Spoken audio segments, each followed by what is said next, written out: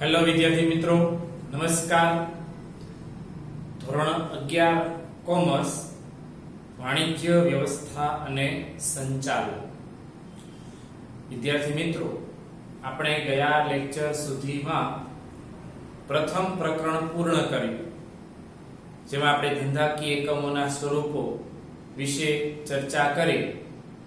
હવે વિદ્યાર્થી મિત્રો, આપણે ચેપ્ટર નંબર 2 ધંધાકીય સેવાઓ ભાગ 1, જેમાં આપણે કોઈ પણ પ્રકારનો ધંધો કરતા હોઈએ તો એ ધંધો ખાલી ધંધાના માલિક દ્વારા જ થશે એવું હંમેશા બનતું નથી. કારણ કે કોઈ પણ ધંધાકીય પ્રવૃત્તિઓ કરવા માટે એ ધંધા સાથે સંકળાયેલી અનેક સેવાઓ છે, જેના માધ્યમથી ધંધાકીય એકમોને આગળ વધારી શકાય છે. તો એ ધંધાકીય સેવાઓ જે ધંધા માટે ખૂબ અગત્યની છે, દરેક પ્રકારના ધંધાકીય એકમોએ આ સેવાઓ લેવી પડે છે, મેળવવી પડે છે, અને તેના દ્વારા જ એ ધંધો ચલાવી શકાય છે. તો વિદ્યાર્થી મિત્રો, એવી સેવાઓ આપણે 2 ભાગમાં ભણવાની છે. પહેલા ભાગમાં એટલે કે ચેપ્ટર નંબર 2 માં ધંધાકીય સેવાઓ 1 માં આપણે વીમો, ટપાલ, વખાર, વાહન વ્યવહાર આ 4 સેવાઓનો આપણે અભ્યાસ કરવાનો છે. કારણ કે આ 4 સેવાઓ દરેક ધંધાકીય એકમો માટે ખૂબ અગત્યની સેવાઓ છે. તો વિદ્યાર્થી મિત્રો, આપણે પ્રકરણ નંબર 2 ની શરૂઆત કરીએ. એમાં સૌથી પહેલું આપણે અભ્યાસ કરીશું એની પહેલી સેવા વીમો, ઇન્સ્યોરન્સ. આપણે વીમાની વાત કરીશું. આમ તો તમે દરેક વીમા વિશે થોડી ઘણી માહિતી તો હશે તમારી પાસે, કારણ કે તમારા પપ્પાએ ઘરમાં વાહનનો વીમો અથવા તો તમારા પરિવારનો વીમો અથવા અન્ય કોઈ પણ રીતનો વીમો લીધેલો હોય તો એના માધ્યમથી તમને એની થોડી ઘણી આછી પાતળી જાણકારી તો હશે. પણ હવે આપણે આ પ્રકરણ દ્વારા, આ માહિતી દ્વારા આપણે વધુ સારી રીતે એ જાણકારી મેળવી શકીશું. તો વિદ્યાર્થી મિત્રો, સૌથી પહેલો પ્રશ્ન છે વીમાનો અર્થ આપી તેના સિદ્ધાંતો સમજાવો. તો સૌથી અગત્યનું જો આમાં પહેલી વસ્તુ હોય ને તો એ છે વીમાનો અર્થ. વિદ્યાર્થી મિત્રો, આ વીમાનો અર્થ જ 2 ગુણમાં પૂછાય છે. આ 2 ગુણનો એક પહેલો પ્રશ્ન છે, વીમો એટલે શું? વીમો કોને કહેવાય? તો અહીં આપણે એક બાબત ધ્યાનમાં લેવાની કે વીમામાં 2 પક્ષકારો હોય. કેટલા પક્ષકારો હોય? 2 પક્ષકારો. એમાં ગ્રાહક અને વીમા કંપની. જેમાં ગ્રાહક છે ને એ વીમો લેનાર છે અને વીમા કંપની છે ને એ વીમો આપનાર છે. આ ખાસ શબ્દ આપણને યાદ હોવા જોઈએ. જો એની વ્યાખ્યાને સમજવી હોય ને તો વીમો એ કોની વચ્ચે થશે? આ વીમો કોની વચ્ચે કરાર થાય છે?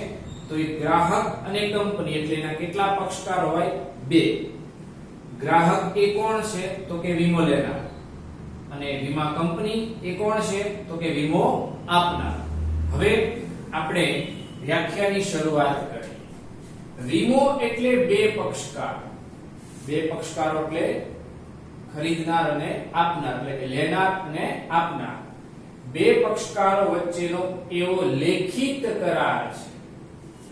કેવો કરાર છે? તે લેખિત કરાર છે કે જે દ્વારા વીમો લેનાર એટલે અહીંયા કોણ આવ્યું? તો કે ગ્રાહક.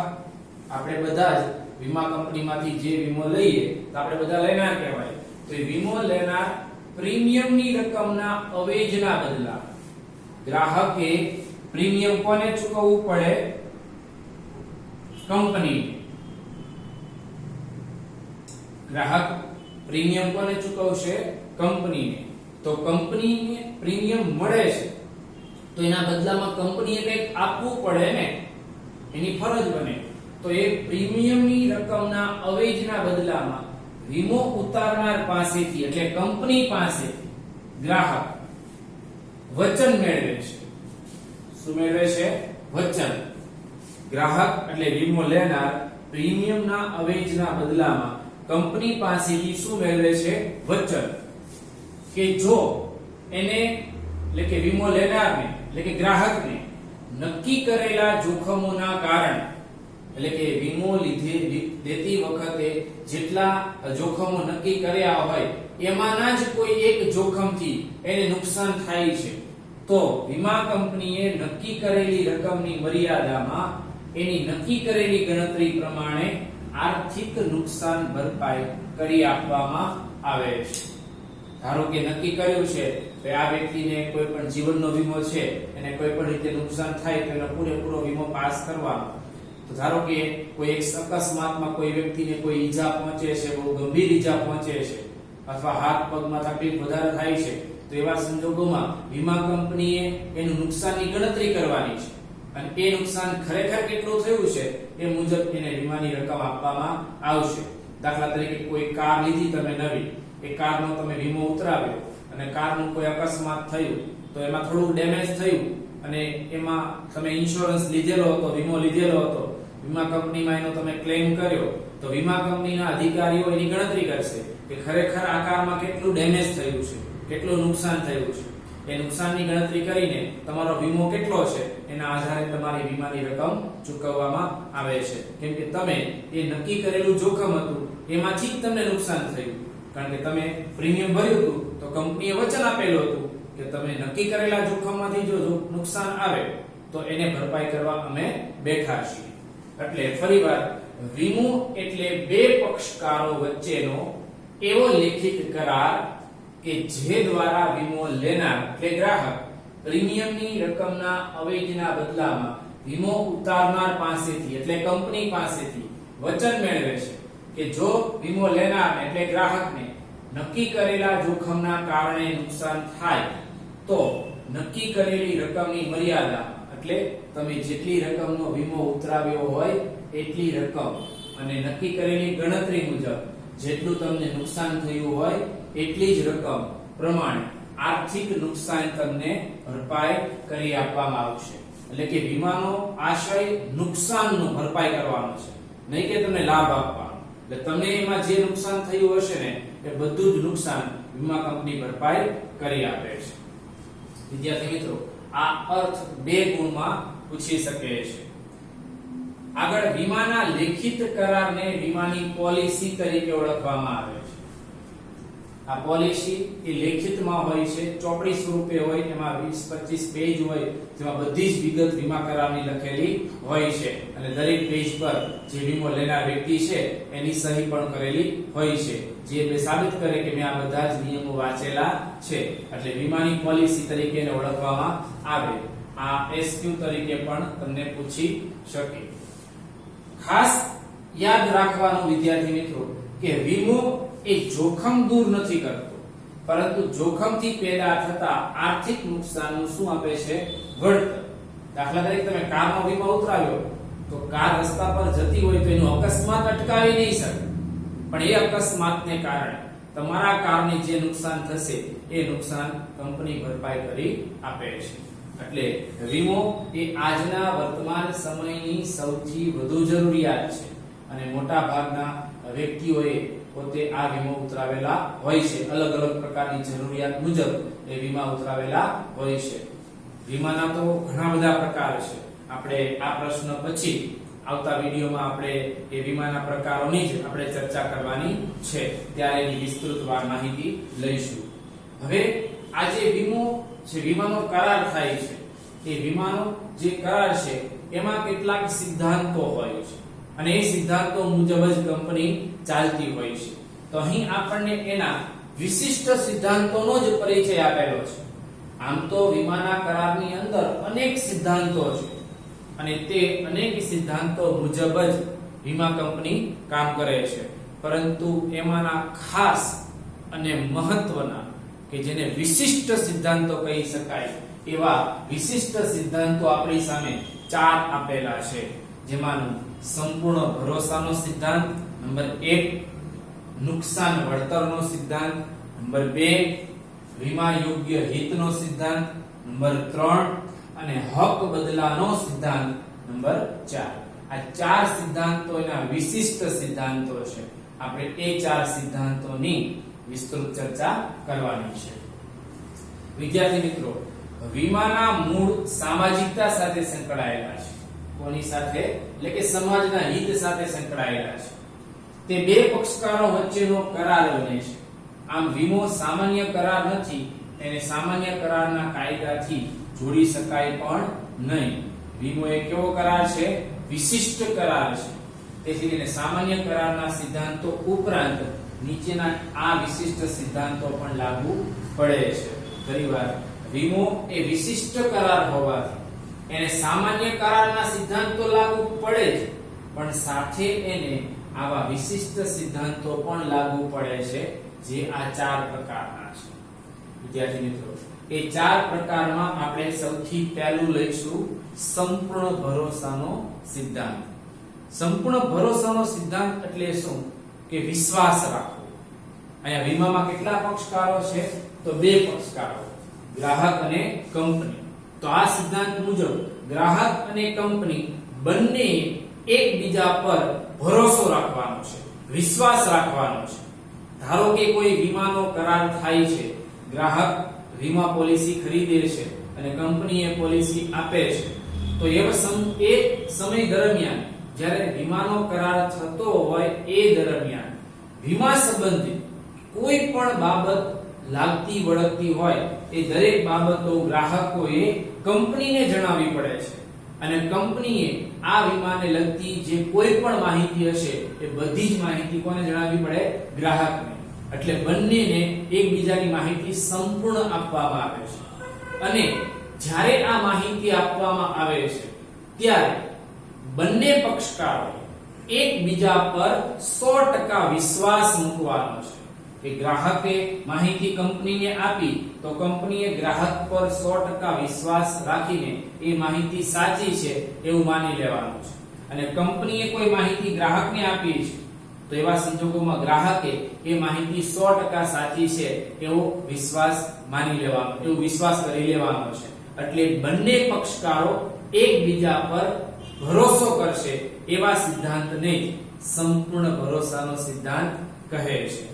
પણ જો વિદ્યાર્થી મિત્રો ગ્રાહકે વીમા કરાર વખતે કંપનીને કોઈ માહિતી છુપાવી રાખી હોય, જે વીમા કરાર સાથે સંબંધિત હોવા છતાં એને છુપાવી રાખી છે, તો એવા સંજોગોમાં જ્યારે કંપનીને ખબર પડે કે આ માહિતી વીમા કરાર સાથે સંબંધિત હતી છતાં જણાવવામાં આવી નથી, તો ત્યારે વીમા કંપની એ કરાર રદ કરે છે. અને જ્યારે વીમા કંપની આવો કરાર રદ કરે ત્યારે ગ્રાહકને એના પ્રીમિયમની રકમ પરત મળતી નથી, અને જો ગ્રાહકને ખરેખર નુકસાન થાય તો તેનું વળતર પણ મળતું નથી. એટલે ખાસ ધ્યાન એ રાખવાનું છે કે બંને પક્ષકારોએ વીમા કરાર કરતી વખતે બંને પક્ષકારોએ એકબીજા પર ભરોસો મૂકવાનો છે. અહીંયા જોઈએ આપણે, વીમાના કરારનો હેતુ નફો મેળવવાનો ક્યારેય ન હોય છે. વીમા કરારનો હેતુ નુકસાનનું આર્થિક વળતર મેળવવાનો છે. એટલે વીમાનો મૂળભૂત અભિગમ સામાજિક છે. વીમાનો મૂળભૂત અભિગમ કેવો છે? સામાજિક છે. આ એસક્યુ તરીકે પૂછી શકે. આથી વીમા કરારના પક્ષકારોએ પરસ્પર સંપૂર્ણ ભરોસો મૂકવાનો છે. બંને પક્ષકારોએ એકબીજા પર સંપૂર્ણ ભરોસો મૂકવાનો છે. કરાર કરતી વખતે ગ્રાહક અને કંપની વચ્ચે કરાર થતો હોય તે વખતે પરસ્પર જરૂરી હોય તેવી વીમા વસ્તુ અંગેની બધી જ માહિતી આપવાની હોય છે એકબીજાને. ગ્રાહકને પૂછવામાં ન આવ્યું હોય કંપની દ્વારા તો પણ ગ્રાહકને ખબર હોય કે આ વીમા સાથે કરાર સંબંધિત છે, તો એ માહિતી સામેથી આપવાની છે. જેથી વીમો લેતી વખતે પૂછવામાં ન આવી હોય છતાં જો કરાર ઉપર અસર કરતા હોય તો એક પક્ષે બીજા પક્ષને આપવાની માહિતી હોય છે. જો એ બીજો પક્ષને માહિતી આપશે તો જ એ કરાર વિશ્વાસનું સંપાદન થશે, ભરોસાના સિદ્ધાંતનું પાલન થાય છે, જેથી ગ્રાહકને પણ એનાથી કોઈ નુકસાન થશે નહીં. કોઈ પણ માહિતી છુપાવીને કરેલા, ગ્રાહક કે કંપની બંનેમાંથી કોઈ પણ માહિતી છુપાવીને કરેલા વીમાનો કરાર એ શું ગણાશે? દગો કહેવાશે, ફ્રોડ કહેવાશે. અને સંપૂર્ણ ભરોસાના સિદ્ધાંતનો શું થયેલો કહેવાય? ભંગ થયેલો કહેવાય. બેમાંથી કોઈ પણ પક્ષકાર કોઈ પણ માહિતી છુપાવી રાખે તો એક પક્ષે જેને છુપાવી રાખી હોય એને બીજા પક્ષને દગો કર્યો કહેવાય. એટલે ત્યાં આ સિદ્ધાંતનો શું થાય છે? ભંગ થાય છે. જ્યારે પણ વીમાના પક્ષકારને ખબર પડે કે આ સંપૂર્ણ ભરોસાના સિદ્ધાંતનો ભંગ થયો છે, ત્યારે વીમા કરારને શું ગણવામાં આવશે?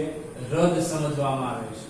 અને વીમો લેનાર ને તેને ભરેલા પ્રીમિયમની રકમ પરત મળી શકતી નથી. તેમજ જો નુકસાન થાય તો વળતર પણ મેળવવાનો હક રહેતો નથી.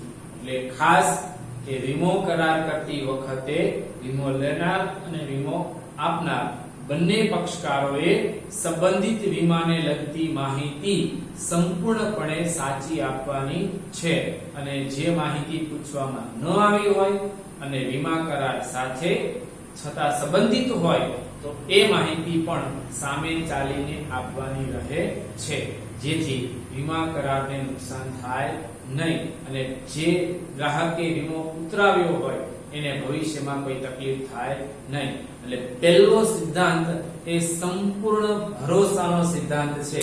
દરેક વ્યક્તિ જ્યારે વીમો ઉતરાવે છે ત્યારે ખાસ આ સિદ્ધાંતનું પાલન કરે એ બાબતોની તકેદારી રાખવી જોઈએ. વિદ્યાર્થી મિત્રો, બીજો સિદ્ધાંત છે નુકસાન વળતરનો સિદ્ધાંત. કયો સિદ્ધાંત છે? નુકસાન વળતરનો સિદ્ધાંત. કોઈ પણ ધંધાકીય એકમ, વ્યક્તિ એ કોઈ પણ વસ્તુનો વીમો ઉતરાવે તો વીમા કંપની એ તમને વીમો એટલે આપે છે કે તમને ભવિષ્યમાં જે નુકસાન થવાનું છે, ભવિષ્યમાં અનિશ્ચિતતાવાળું જોખમ છે, એનાથી નુકસાન થવાની સંભાવના છે, એની સુરક્ષા માટે તમે વીમો ઉતરાવો છો. પણ તમે એ નુકસાનના સંદર્ભે નફો કરી શકતા નથી. ખરેખર તમને જો નુકસાન થયું હશે ને તો જેટલું નુકસાન થયું છે ને એટલા જ રૂપિયા મળવા પાત્ર છે, એનાથી વધારે એક રૂપિયો તમે મેળવી શકતા નથી. આ બીજો સિદ્ધાંત છે નુકસાન વળતરનો સિદ્ધાંત. જોઈએ, વીમો લેનારને નુકસાન થાય તો તેનું વળતર મળી શકે એ માટે વીમાના કરાર થાય છે. વીમો લેનારને જો નુકસાન થાય તો એનું શું મળે? એને વળતર મળે, એટલે વીમો કરાર થાય છે. આ વીમાના કરારનું હાર્દ શું છે? નુકસાન વળતરનો સિદ્ધાંત. વીમાના કરારનું હાર્દ શું છે? નુકસાન વળતરનો સિદ્ધાંત. ટૂંકા સવાલ તરીકે એક ગુણમાં આવો પ્રશ્ન તમને પૂછી શકે. વિદ્યાર્થી મિત્રો, વીમો લેનારને જો નુકસાન થાય તો વીમા કંપની એનું વળતર કેટલું ચૂકવશે તે નક્કી કરવા આ સિદ્ધાંતનો ઉપયોગ થાય છે. તમે 10 લાખનો વીમો ઉતરાવ્યો, તમારી કાર 10 લાખની છે, તમે 10 લાખનો વીમો ઉતરાવ્યો, તો કારને અકસ્માત થાય તો આખી કાર તો ડેમેજ પૂરી નથી થઈ જતી. એમાં 10 લાખની કાર હતી, 10 લાખનો વીમો હતો, નુકસાન 2-3 લાખનું છે, તો વીમા કંપની ખરેખર જે નુકસાન થયું છે ને એટલો વીમો પાસ કરશે.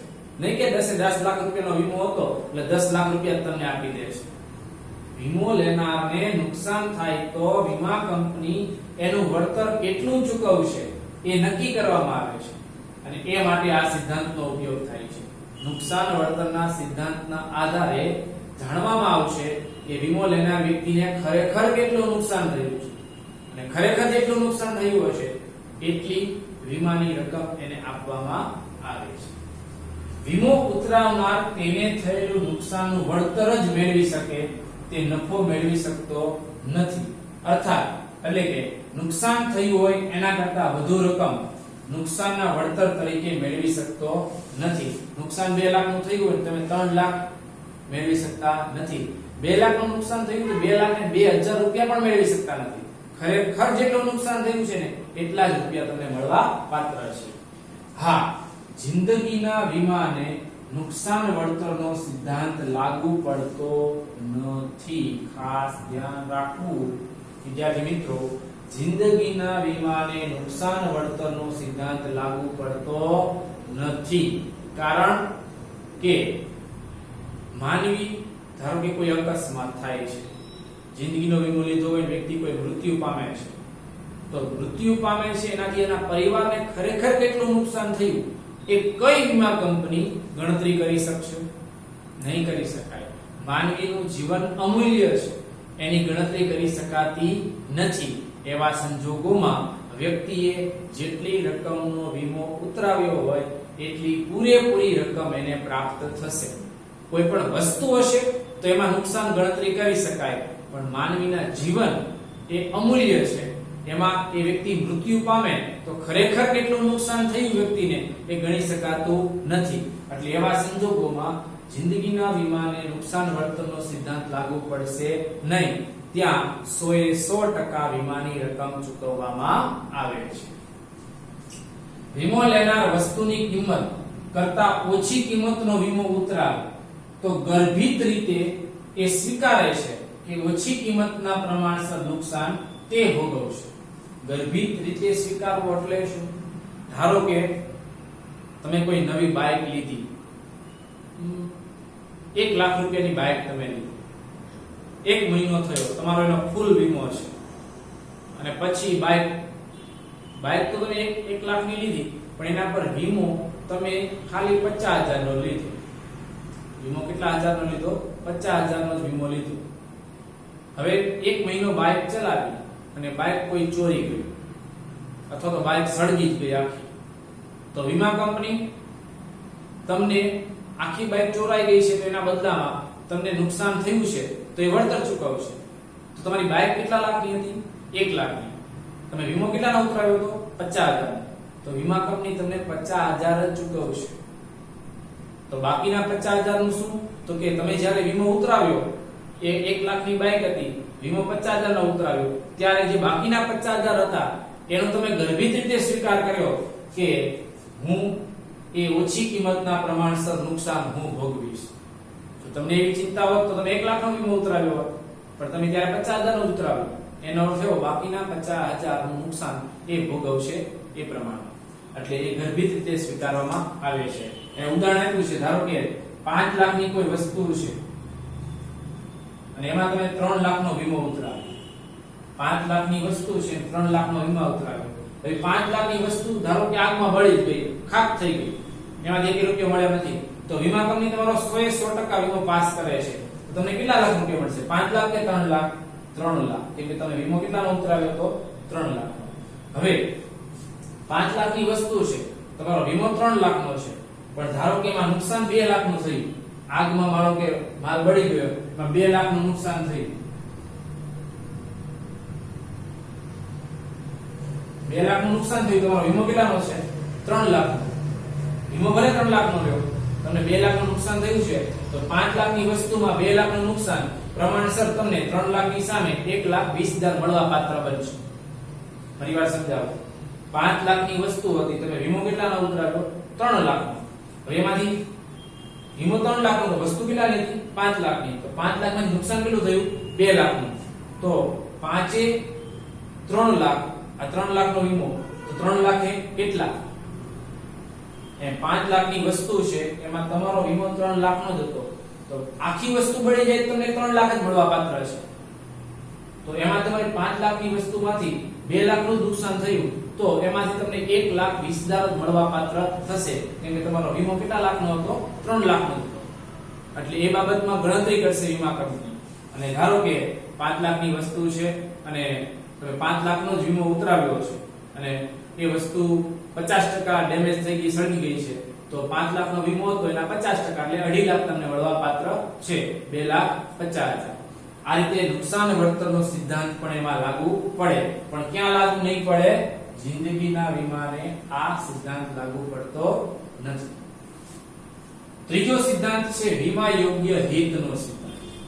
આ સિદ્ધાંતમાં એક જ વસ્તુ કે તમે જેનો વીમો ઉતરાવો એમાં તમારું હિત હોવું જોઈએ, એટલે કે તમે અંતરથી ઈચ્છતા હોવા જોઈએ કે એને કોઈ નુકસાન ન થાય, એનો જ તમે વીમો ઉતરાવી શકો. અને ખરેખર જ્યારે નુકસાન થાય તો તમને એનું વળતર મળવા પાત્ર છે. વીમા યોગ્ય હિતનો સિદ્ધાંત એટલે વીમો લેનારને વીમા વસ્તુમાં કયું હિત હોવું જોઈએ? આર્થિક હિત હોવું જોઈએ. દાખલા તરીકે મકાન માલિકને મકાનમાં આર્થિક હિત હોય પણ ભાડાવાતને એ આર્થિક હિત હોતું નથી. એટલે જે વ્યક્તિ ભાડા તરીકે ભાડું ભરીને રહે છે એ માલિકમાં એ મકાનમાં એને હિત હોતું નથી, પણ જે મકાન માલિક છે એને એમાં હિત હોય છે. એટલે મકાન માલિક મકાનનો વીમો ઉતરાવશે, ભાડુઆત એ વીમો ઉતરાવતો નથી. અને ચોથો સિદ્ધાંત છે હક બદલાનો સિદ્ધાંત. જ્યારે વીમા યોગ્ય વસ્તુનો વીમો લેવામાં આવશે અને તે નાશ પામે તો વીમા કંપની તેનું વળતર ચૂકવે ત્યારે નાશ પામેલી વસ્તુનો માલિકીય વીમા કંપનીનો બને છે. તમે ધારો કે 1 લાખની બાઇક લીધી, 1 લાખનો વીમો લીધો, તો બાઇક 2 મહિના પછી સળગી ગઈ, તો વીમા કંપનીએ તમારા બાઇકનું ઓબ્ઝર્વેશન કર્યું અને કીધું ભાઈ આખી બાઇક સળગી ગઈ છે, એને 1 લાખનો વીમો છે, 1 લાખનો વીમો પાસ કરી દીધો, તમને વીમાની રકમ 1 લાખ મળી ગઈ. તો હવે જે બાઇક સળગેલી છે એનો જે ભંગાર છે એ ભંગાર ઉપર અધિકાર કોનો હશે? વીમા કંપનીનો. હવે એમાં તમારો અધિકાર નથી, એટલે તેના ઉપર મૂળ માલિકનો હક રહેતો નથી. એને હક બદલાનો સિદ્ધાંત તરીકે ઓળખવામાં આવે છે. વિદ્યાર્થી મિત્રો, અહીં કુલ આપણે 4 સિદ્ધાંતો, પણ આ 4 સિદ્ધાંતો કેવા સિદ્ધાંતો છે? વિશિષ્ટ સિદ્ધાંતો છે. કેવા સિદ્ધાંતો છે? વિશિષ્ટ. જેમાં ખાલી તમને સંપૂર્ણ ભરોસાનો સિદ્ધાંત 3 ગુણમાં પૂછે, નુકસાન વળતરનો સિદ્ધાંત તમને 2 ગુણમાં પૂછી શકે છે. આ અલગ અલગ પ્રશ્નો અલગ અલગ રીતે તમને પૂછી શકે છે. આખો પ્રશ્ન પણ તમને 5 ગુણમાં પણ પૂછી શકે છે. વિદ્યાર્થી મિત્રો, આ નવા ચેપ્ટરમાં ચેપ્ટર નંબર 2 માં આપણે પહેલી સેવા શરૂ કરી વીમો. અહીંયા આપણે વીમાના સિદ્ધાંતોનો પરિચય લીધો. હવે આવતા લેક્ચરમાં આપણે વીમાના પ્રકારોની વિસ્તૃત ચર્ચા કરીશું.